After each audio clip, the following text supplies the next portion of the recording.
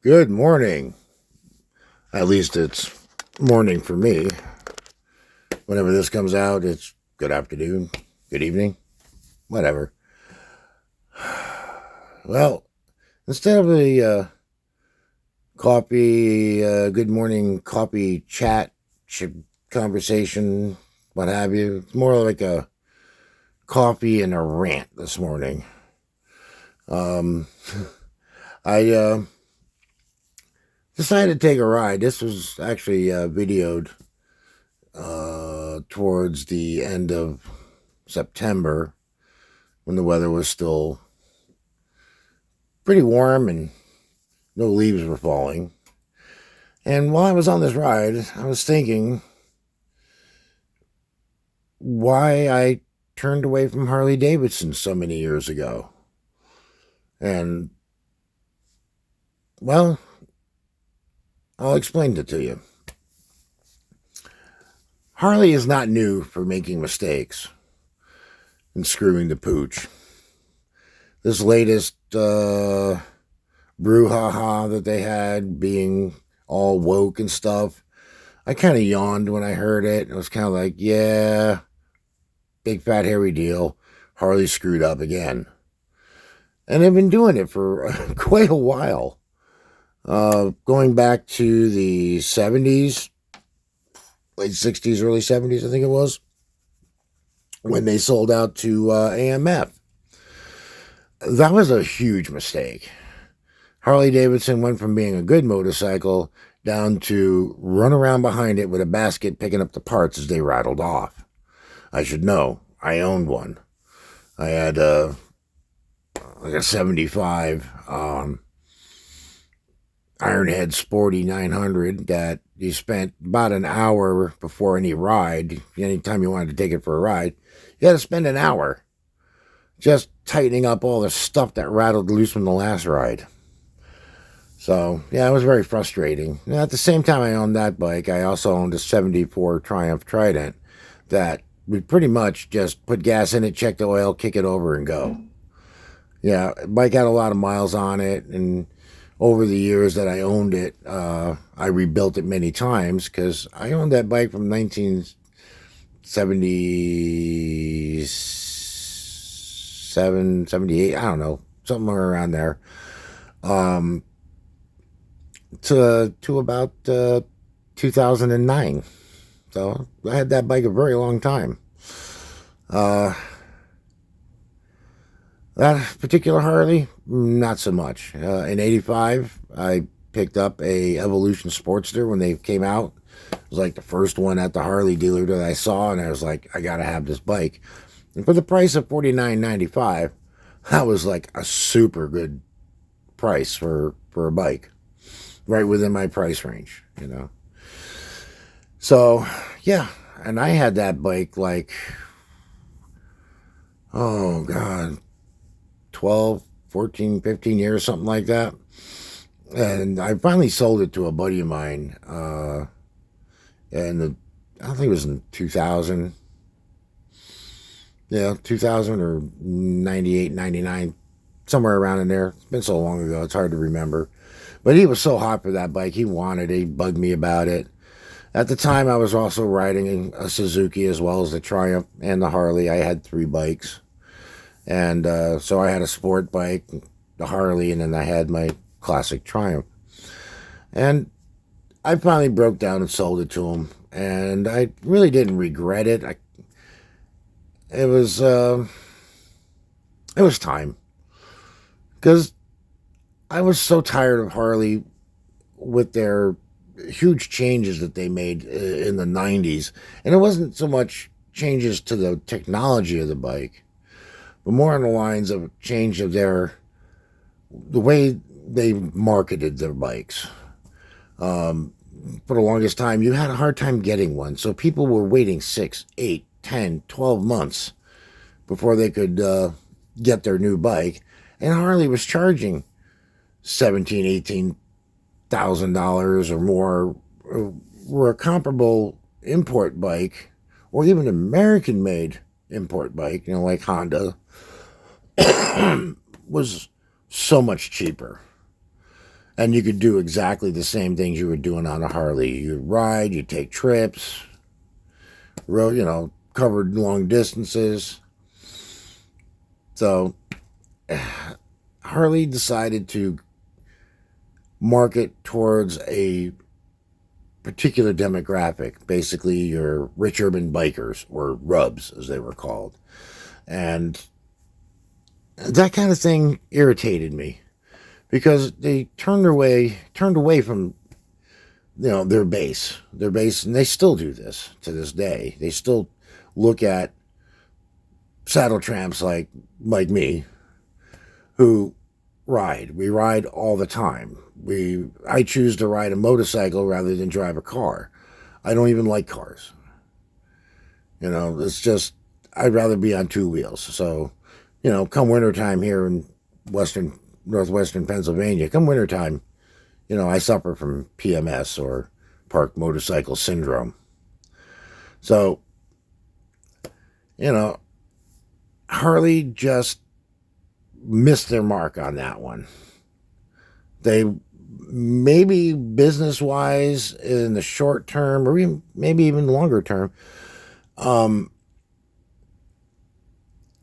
turning away from the saddle tramps like us who wanted an affordable, easily maintained motorcycle that you could just tear apart and do it yourself. You could do a complete engine job on a sporty or even a big twin, and do it in your garage.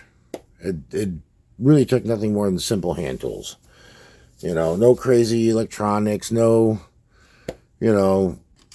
computerized, all sorts of crazy shit. Nowadays, this is where Harley went.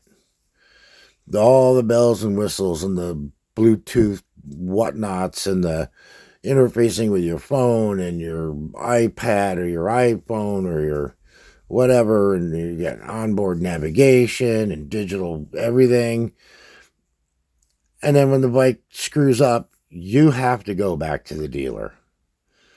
You can't maintain that bike yourself. It's just too hard. At least I feel it is. So that's what turned me off to Harley. I could buy an import bike, a Suzuki, a Honda, or a Kawasaki, that were comparable, could do the same things that I would do on a Harley, especially a Sportster. Can outperform a Sportster 5 ways from Sunday. Even the bike I ride now, in 2003, when this bike was made, the Suzuki Velusa, actually outperformed the 883 and is 100 times more comfortable and absolutely maintenance free when you think about it. My Sporty, I had for the 10, 12, 15 years I had the damn thing.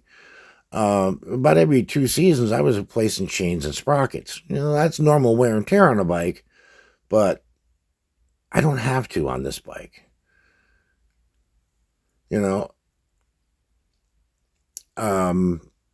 Tires, brakes, yeah, they go on every bike. You use them, you burn them up. Yeah, that's normal maintenance. And that's pretty much, with my Sporty, was basically normal maintenance. Except that, yeah, I had to replace chains and sprockets because they wore out like crazy, until I figured that buying a chain that wasn't made or marketed through Harley-Davidson would last a hell of a lot longer than the ones you got from Harley. The ones I got from Harley were garbage. You barely get a season out. I get about a season and a half, and the rollers were rattling on it. So, yeah. They were garbage. And the batteries I was getting from Harley, because almost every season I had to put a new battery in the bike, and not because it was overcharging the battery. The charging system was perfect on the bike. I think it was more of the vibrations and the way the battery was mounted. It would literally break the battery internally. One day you'd be fine, another day you'd start the bike and it'd stop on you when you're trying to crank it over, and it'd go dead. And then you go and test it, and you find out that, yeah, you've got an open circuit in the battery between the cells. So I actually wound up going to Interstate Batteries, getting a battery from them, and that would last me. Well, the last one I bought lasted me like 4 seasons. So, you know, just because it has the Harley name on it doesn't mean it's good. And that's where I kind of won't buy Harleys even used now. Because anytime I'm going to buy parts for it, a lot of times you got to go back to Harley because maybe an aftermarket company doesn't make that particular part. And again, it doesn't mean the part is good or a quality part. So I turned off the Harley completely. I don't even want a used one. I'll go and buy a Honda or a Suzuki or Kawasaki. They make beautiful V-twin cruisers. And they have a hell of a good record on all of them as far as, breakdowns. Now, my 2003 Volusia has got almost 40,000 miles on it. And I was only done general maintenance. I've not done anything other than oil changes, flushing cooling systems, brakes, tires. That's it. Oh, changing a couple of headlights because they go out. General, usual maintenance. So why am I going to spend $7,000-8,000 on a Harley that's got 70,000-80,000 miles on it and is going to need a teardown in a couple of years, or buy the same year bike, 2003 Suzuki, that had 18,000 miles on it, and then I put the rest of it on it. The bike is, knock on wood, that bike has been absolutely perfect for me. Does everything I need it to do. Am I going to win races with it? No. Also, I'm not a cubic inch creep.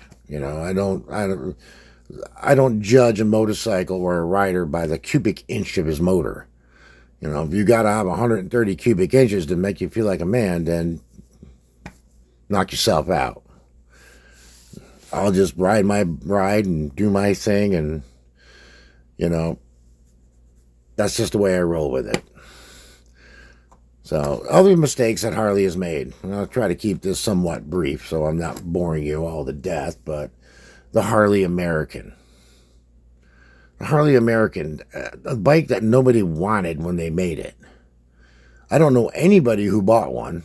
I have never seen one on the road. I've seen them advertised. I've seen them in, Harley commercials back then, and the Harley American. I've seen guys give reviews on the bikes, and they got kind of a milquetoast review. But the Harley American was just, nobody cared. Nobody cared about it. The V-Rod, the VMAX wannabe.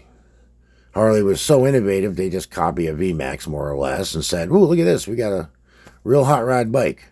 Again, didn't sell very well. They had to drop it. The Livewire. Such a bad decision there that they actually had to separate the company from Harley so they didn't go down. Harley didn't go down with Livewire. Livewire was a joke. Nobody wants it. Now, I'm not knocking electric bikes in general, but you put a Harley emblem on an electric bike, it's kind of insulting. And we'll go on to the new Sportster, the Sportster S. Has nothing in common with an old Sportster, but, well, we're going to be innovative, Harley said. We're going to do something different. Okay, you basically just made a Indian Scout. Copied it, more or less. The general idea of an Indian Scout. Not really innovative, but you know what? People ride, at least people like me, ride bikes. We're not worried about innovation. We want something we can work on and maintain ourselves. And you can't do that with the new Harleys. You got to run them back like you do your cars. These new cars, you got to run them back to the dealer because the computer is screwing things up and you don't know what the hell is going on. So that's my rant for today. If you liked it, give it a thumbs up. If you didn't, tell me about it. Until then, we'll see you in the next video. Bye for now.